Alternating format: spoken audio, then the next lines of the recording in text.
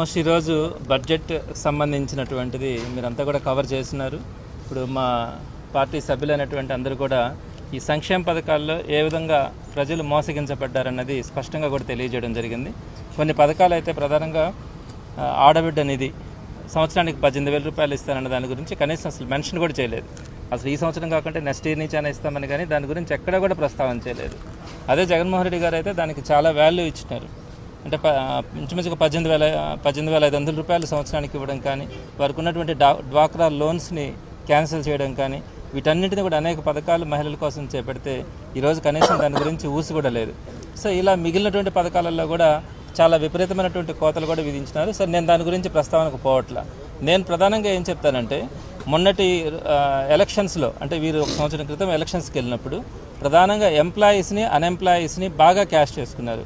వారికి చెప్పినటువంటి అబద్ధాలు మోసాలు ఈరోజు అన్నీ కూడా ఎక్కడ కూడా ఒక్కటి కూడా అమలు పరిచే విధంగా వీళ్ళు ఎక్కడ కూడా కనిపించట్లా. జగన్మోహన్ రెడ్డి గారు ఆ రోజు 2019లో ఫస్ట్ సంతకంగానే అంటే మొట్టమొదటి క్యాబినెట్లోనే ఐఆర్ ప్రకటించినారు. 27% ఐఆర్ ప్రకటించినారు. సో ఆ విధంగా తర్వాత పీఆర్సీలో కొంత కోవిడ్ వల్ల 23% పీఆర్సీ పెట్టినప్పటికీ కూడా ఎక్కడ కూడా ఎంప్లాయీస్ అందరికీ కూడా ఒక హ్యాపీగా ఉండేటట్టుగా మొదట్లోనే ఐఆర్ ప్రకటించడం కానీ వారికి శాలరీస్ అన్నీ కూడా అలా ఇవ్వడం కూడా జరిగింది. అయితే ఈ ప్రభుత్వం మొట్టమొదటిగా ఏం చెప్పారు, మొట్టమొదటిగా రాగానే ఇంకా బెటర్ ఐఆర్ ఇస్తామని చెప్పినారు, లేదా పీఆర్సీ ప్రకటిస్తామని చెప్పినారు. కానీ అందరూ కూడా ఎంప్లాయీస్ ఎక్స్పెక్ట్ చేస్తున్నారు కనీసం 30% అయినా ఐఆర్ ప్రకటిస్తారు అని. ఇప్పుడు సంవత్సరం రోజులైంది, ఎక్కడ కూడా గత సంవత్సరంలో ఈ ఐఆర్ గురించి కానీ పీఆర్సీ గురించి కానీ ఎక్కడ కూడా మెన్షన్ చేయాలి. ఈ రోజు బడ్జెట్లో కూడా ఎక్స్పెక్ట్ చేస్తున్నాం దాని గురించి ఎక్కడైనా కూడా మెన్షన్ చేస్తారేమో, ఐఆర్ అన్నా ప్రకటిస్తారేమో, లేదా కనీసం పీఆర్సీకి సంబంధించి ఒక కమిటీ అయినా వేస్తారేమో. అంటే పీఆర్సీ ఉన్న కమిటీని కూడా రద్దు చేస్తున్నారు ఈ గవర్నమెంట్ రాగానే.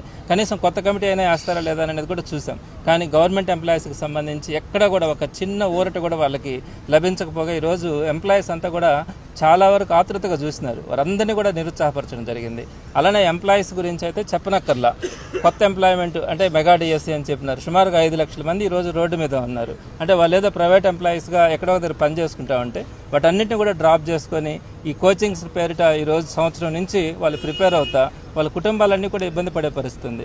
మరి అది కానీ ఇంకా మిగతా ఎంప్లాయ్మెంట్ ఎక్కడైనా కూడా జనరేట్ చేస్తామని కానీ ఎక్కడ కూడా దాని గురించి మెన్షన్ కూడా చేయని పరిస్థితి ఉంది. ఈ విధంగా ఎంప్లాయీస్ విషయంలో కానీ అన్ఎంప్లాయీస్ విషయంలో కానీ ఇప్పుడు అన్ఎంప్లాయీస్కి సంబంధించినటువంటి 3,000 రూపాయల వాళ్ళకి నిరుద్యోగ భృతి ఇస్తామని చెప్పినారు. కనీసం అదైనా ఎక్కడ మెన్షన్ చేస్తారంటే అది కూడా చెప్పలేదు. కాబట్టి ఎంప్లాయీస్ అన్ఎంప్లాయీస్ విషయంలో తీవ్రంగా నిరాశపరిచింది ఈ బడ్జెట్. మరి అదేవిధంగా ఎడ్యుకేషన్ డిపార్ట్మెంట్కి సంబంధించి కూడా ఈ ఫీజు రియంబర్స్మెంట్స్ కూడా ఆల్మోస్ట్ అన్ని పెండింగ్స్ ఉన్నాయి. అంటే ఈ గవర్నమెంట్కి రాకముందు ఒక సంవత్సరం అంటే ఎప్పుడు కూడా 3 క్వార్టర్లు పెండింగ్ ఉంటాయి. సో వీళ్ళు రాకముందు ఒక 3 క్వార్టర్స్ పెండింగ్ ఉన్నాయి. దాన్ని చూస్తే ₹1 పే చేయాల. మళ్ళీ వీళ్ళు వచ్చిన తర్వాత ఈ ఒక్క సంవత్సరంలో 1 క్వార్టర్ పే చేసినారు. అంటే ఇక్కడ ఒక 3 క్వార్టర్స్ పెండింగ్ ఉన్నాయి. అంటే ఎప్పుడు కూడా ఫీజు రియంబర్స్మెంట్ అన్నది 2 లేదా 3 క్వార్టర్స్ మ్యాక్సిమం పెండింగ్స్ ఉంటాయి. కానీ ఈరోజు వీళ్ళు వచ్చేటప్పటికి 1 సంవత్సరం గడిచిపోయింది, 6 క్వార్టర్స్ పెండింగ్ ఉన్నాయి. పిల్లలంతా కూడా సర్టిఫికేట్స్ తీసుకోలేక, అంటే అకాడమిక్ ఇయర్ అయిపోయింది, లాస్ట్ అకాడమిక్ ఇయర్లో కూడా 3 క్వార్టర్స్ పెండింగ్ ఉన్నాయి. ఈ అకాడమిక్ ఇయర్లో కొత్తగా ఒక 3 క్వార్టర్స్ పెండింగ్ ఉన్నాయి. 6 క్వార్టర్స్ పెండింగ్స్తో 2 సంవత్సరాల ఫీజులు కట్టుకోలేక పిల్లలంతా కూడా అల్లాడుతూ ఉన్నారు. తల్లిదండ్రులంతా కూడా ఈ ఫీజెస్ని కట్టి వాళ్ళ సర్టిఫికేట్స్ తీసుకెళ్లి ఉన్నత చదివించుకోవాలంటే చాలా ఇబ్బంది కనపడతా ఉన్నారు. అదేవిధంగా ఇంకా ప్రధానమైనటువంటి ఇష్యూ ఏంటంటే, ఇన్ని పథకాలు అమలు చేస్తూ ఉన్నారు జగన్మోహన్ రెడ్డి గారు. రాష్ట్రం అప్పుల పాలైందని చెప్పి పదే చంద్రబాబు నాయుడు గారు మన జగన్మోహన్ రెడ్డి గారిని కానీ వైఎస్ఆర్సీపీని కానీ ఆ రోజు విపరీతమైనటువంటి నిందలు కూడా వేయడం జరిగింది. సుమారుగా 13 లక్షల కోట్ల రూపాయలు అప్పులు చేసినాడని, పథకాలు విపరీతంగా ఇచ్చినారని, పేదలకు దోచిపెట్టినారని చెప్పడం జరిగింది. ఈరోజు ఈ బడ్జెట్ ఇచ్చినటువంటి దీంట్లో వాళ్ళు మెన్షన్ చేసింది, జగన్మోహన్ రెడ్డి గారు 2023-24కు సంబంధించి అన్ని పథకాలు అమలు చేసినా కూడా కేవలం 79,000 కోట్లు మాత్రమే అప్పులు చేసినట్టుగా ఈ దీంట్లో మెన్షన్ చేశారు. అంటే దీంట్లో ఒక వాస్తవాలు ఉంటాయి ఈ బుక్లో. అదే ఇప్పుడు ఈయన ఏ పథకాలు అమలు చేయకుండానే ఈ రాబోయే అకాడమిక్ ఫైనాన్షియల్ ఇయర్లో 104,000 కోట్ల అప్పులు చేస్తానని చెప్పారు. ఒకే ఒక్క ఏడాదికి ఏ పథకాలు కూడా అమలు చేయకుండానే 104,000 కోట్ల అప్పులు చేస్తానన్నాడు. గడిచిన సంవత్సరంలో ఎన్ని కోట్లు చేశానన్నారు? 98,576 కోట్ల అప్పులు చేశానని చెప్పాడు మొన్నటి సంవత్సరం ఎక్కడైనా ఒక్క పథకమైనా ఇచ్చారా? ఆ గ్యాస్ సిలిండర్ ఒక్కటి ఇచ్చారు, అది కూడా దానికి కూడా చాలా తక్కువ బడ్జెట్. అది తప్ప ఇంకెక్కడైనా కూడా ఒక్క పథకం కూడా లేదు.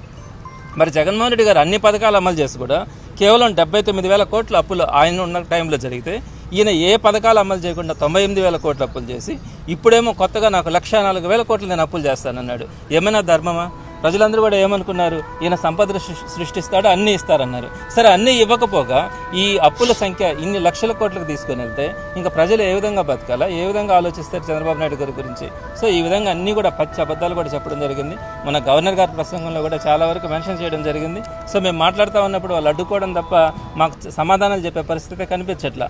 రాబోయే రోజుల్లో ఖచ్చితంగా ఇంకో 13-14 రోజుల పాటు బడ్జెట్ సెషన్స్ జరుగుతాయి. తప్పకుండా కూడా వైఎస్ఆర్సీపీ తరఫున ప్రజలకు కావాల్సినటువంటి అవసరాలు కానీ ప్రజలకు ఏవైతే హామీలు ఇచ్చినారో వాటి అన్నింటినీ కూడా ఖచ్చితంగా ప్రశ్నించడం జరుగుతుంది. సార్, బీసీల నియామకానికి సంబంధించి లోకేష్ గారు ఆధారాలు ఇస్తే జ్యుడిషియల్ ఎంక్వైరీ చేస్తా ఉన్నారు సార్. మీరు ఆధారాలు ఇస్తామని కూడా అన్నారు, ఎప్పుడు ఇస్తున్నారు సార్? ఆ రోజున ఇచ్చారు కదా. దీనికి సంబంధించి మొన్నటి రోజున గవర్నర్ గారి ప్రసంగం మీద ధన్యవాదాలు తెలిపే కార్యక్రమంలో భాగంగా అనేక అంశాల గురించి మేము మాట్లాడుతూ ఉన్నాం. అందులో భాగంగా నేను మాట్లాడుతున్నది బలవంతంగా అంటే వీసీలను ఒక 6 మందిని మేము నామినేట్ చేసినామని చెప్పి రాశారు. అది రెగ్యులర్ ప్రాసెస్. కానీ టోటల్గా 19 మంది వైస్ ఛాన్సలర్స్ మన రాష్ట్రంలో ఉంటే దేశంలో ఎక్కడా లేని విధంగా ఒక్క ఆంధ్ర రాష్ట్రంలోనే, అది కూడా ఈసారి మాత్రమే ఈ గవర్నమెంట్ రాగానే 17 మంది వైస్ ఛాన్సలర్ దగ్గర బలవంతంగా రాజీనామాలు చేయించినారని నేను మాట్లాడడం జరిగింది. దానికి లోకేష్ గారు ఏం చెప్పారు, నేను ఛాలెంజ్ చేస్తా ఉన్నాను, మీ దగ్గర ఆధారాలు కనుక్కుంటే నేను ఎంక్వైరీ వేస్తాను అన్నాడు. ఎస్, మేము ఆధారాలు ఇస్తామని చెప్పి ఆ రోజు మాట్లాడుతూ ఉంటే కనీసం మాకు మైక్ ఇవ్వకుండా, మాతో కనీసం మాట్లాడనివ్వకుండా అర్ధాంతరంగా సభను క్లోజ్ చేయించడం కూడా జరిగింది. అదేవిధంగా ప్రెస్ మీట్ కూడా నిన్న పెట్టడం జరిగింది.